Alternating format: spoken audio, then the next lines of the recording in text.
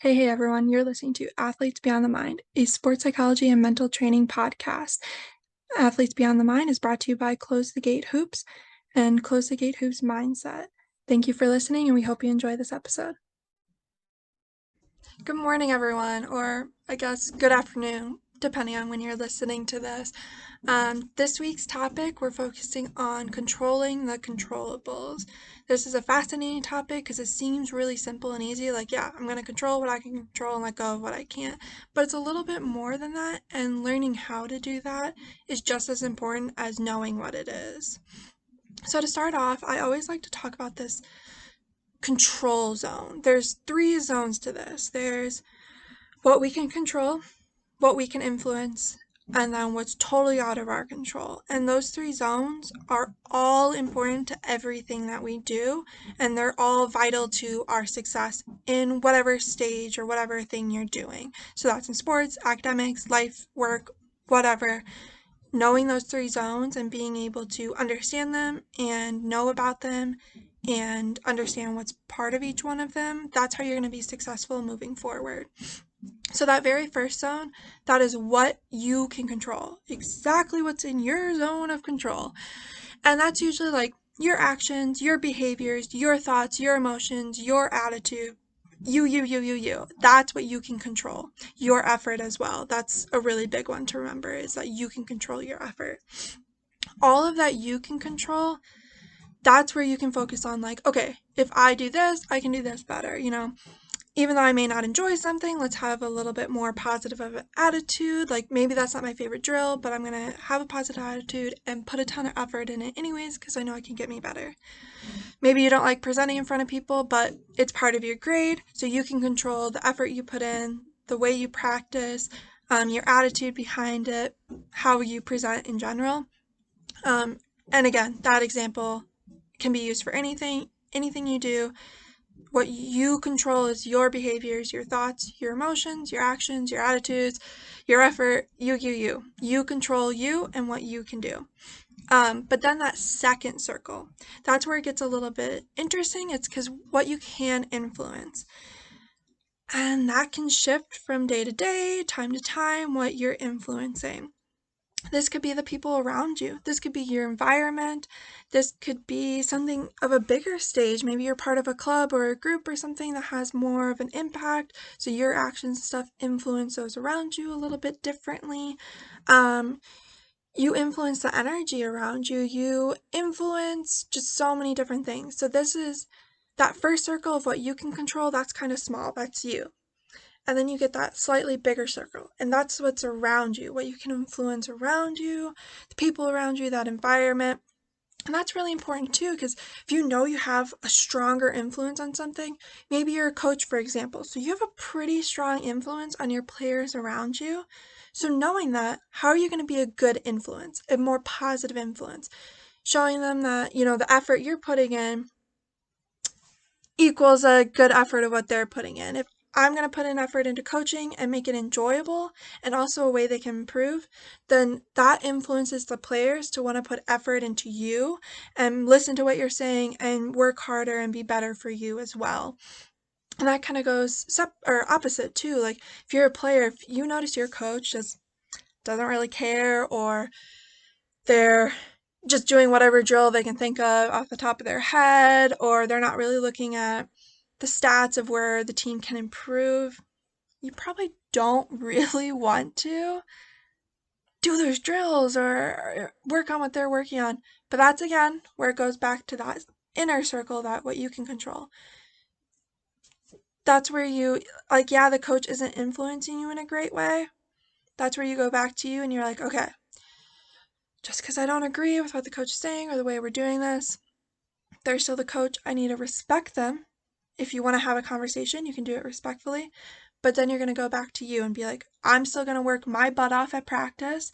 I'm still going to do the drill they say because they have a reason behind it and all of that. I'm not saying blindly listen to them, but still be respectful, and just remember then that what you're doing can then influence them. They see you're working hard, you're doing all of that, and then when you do have that conversation with them, they're going to be more willing to listen. So it kind of goes back and forth. It's almost like this inner circle and that middle circle just keep going back and forth, back and forth, back and forth. They work really well together, and it's almost like this circle where it's like it just goes in and out, where you just really influence each other, and that influencing can then influence what you can control influences that, and it just kind of keeps going. And off of that, remembering what you can influence can also help you with what you can't control. So what you can't control is that big last just general area. That's a lot of things are out of your control. You can't control the weather. You can't control what anyone else is doing. You can't control anyone else's behavior, their attitude, their effort. You can try. You can try with that influence, but you can't actually control any of that. You can't control the venues of the games, of the competition. You can't control what the teacher assigns, things like that. But knowing what you can't control is just as important as knowing what you can control. Because when you know what you can't control, you figure out ways you can influence it though. And also, when you know what you can't control, you're able to let that go. Be like, all right, I can't change that. What can I change? And it goes back to what you can control. And you start improving there, which then increases your circle of influence, which then hopefully will somehow affect what you can't control. Again, you can't change it, you can't force anything in that general area of can't control, but you can influence the other people around you. So again, like I said, you can't control someone's behavior or their effort, but if we go back to that middle circle of what you can control your effort. So you're going as hard as you can in practice or in class or at work, you're doing your best, which then influences your teammates or your classmates or your coworkers. They see you're working really hard.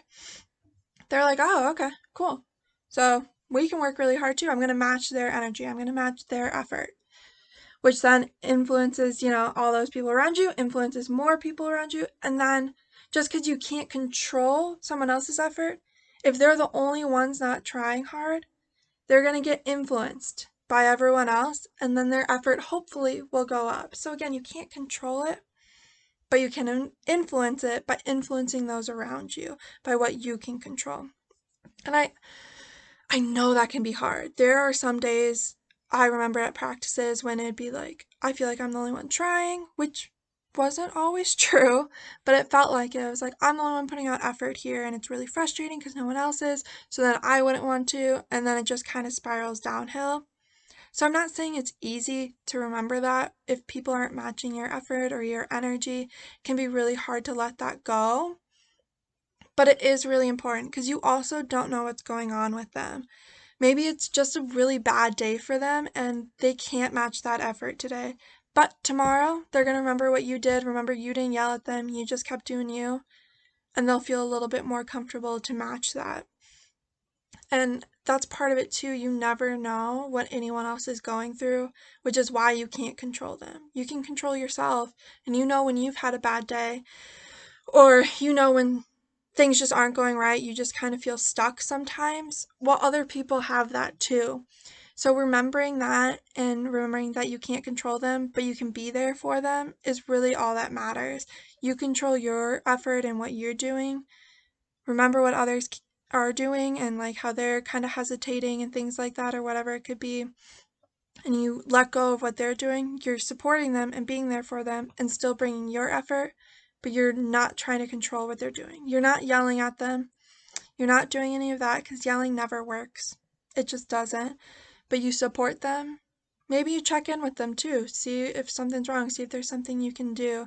See if maybe they just need to get it off their chest. That's where that influence comes in. You're asking them questions. You're able to influence them, and maybe they open up to you. They feel better.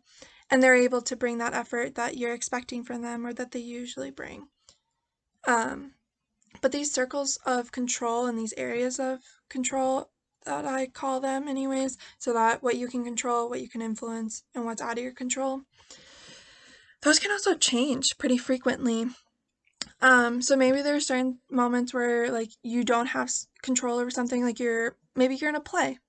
You have certain lines you have to do a certain thing. So like you lose that behavior part of your control, but then your influence kind of shifts too because the people around you, maybe it grows because there's a lot of people in the play and they're expecting a lot from you, or maybe it shrinks because you have a smaller role, so what you do doesn't affect people as much.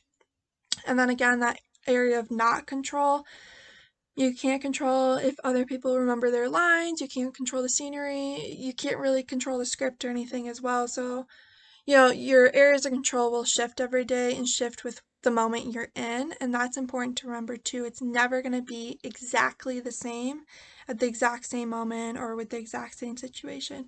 Even practices, like, sometimes there's captain's practices, there's coaches' practices, there's times when you're working out and there's times like you're alone. And so that shifts to those areas of what you can control, what you can influence, and what's out of your control.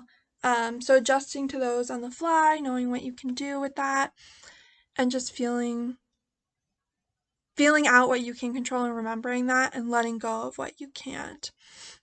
And not a simple way, but a little tactic you can use to try to remember what you can control and letting go of when you can't is training yourself to focus on you. And I'm not saying in a selfish way. It's more of a caring way and being like, okay, that person's irritating me, that person's frustrating me by their lack of effort, their frustrating attitude, whatever it could be.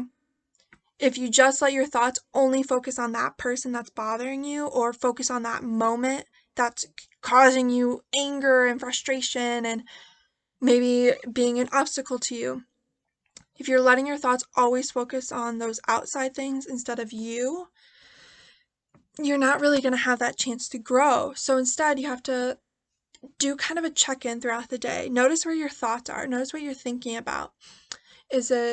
Are those thoughts more on other people or are they more on you? Is it like, yeah, I'm doing great, I'm feeling good, I did my best on that test, oh, you know what, that was a good way of like reaching my goal, or oh, that kind of stunk, like I fell a little back in my goal, I may have to readjust my plan.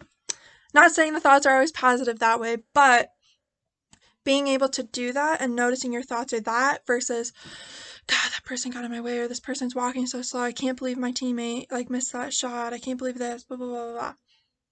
Those aren't as helpful in your growth. Those are what's going to get in your way and block you from growing because you're focusing on all those things you can't control and all those things you have minimal influence on. Instead, you need to bring your thoughts back to you and the things you can directly influence.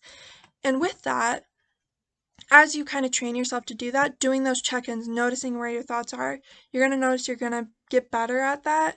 Your self-talk will improve. You'll understand what you can control, let go of what you can't a little bit easier, which will help with your emotional regulation, which will help with your goals, which will help with blah, blah, blah, blah, blah. And that's where growth happens. That's where success happens.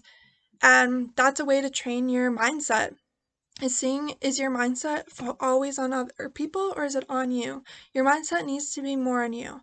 And not in a way of ignoring everyone else, not helping others when they need it, but in a way of like, how am I influencing what I'm doing and how am I changing things? Things like that. And again, bring it all back to those circles of control. Always try to remember what you can control and what you influence and let go of what you can't control because you can't control it. So, I mean, it's frustrating when you can't, but you can't control it, and that's life. So, yeah, I mean, just remember those areas of control, and if you need to, write them down. Draw out on a piece of paper those like 3 areas: a smaller circle, uh, then a bigger circle around it, and then just like an open space, and write down exactly what you can control in there. Write down what you can influence, and write down things you can't control. So when you are kind of stuck, or you're just getting really frustrated by people around you, or maybe the season's not going your way, your semester's not going your way, whatever it could be, look at those and remind yourself of what you can control and what you can influence. And then look at what you can't control and take that deep breath and let them go. That's really all you can do, and that's a easy way to start training your mindset and your mental part of your game to also accept those mistakes and improve from them versus getting frustrated when your team or you makes a mistake and not being able to fix it just like that.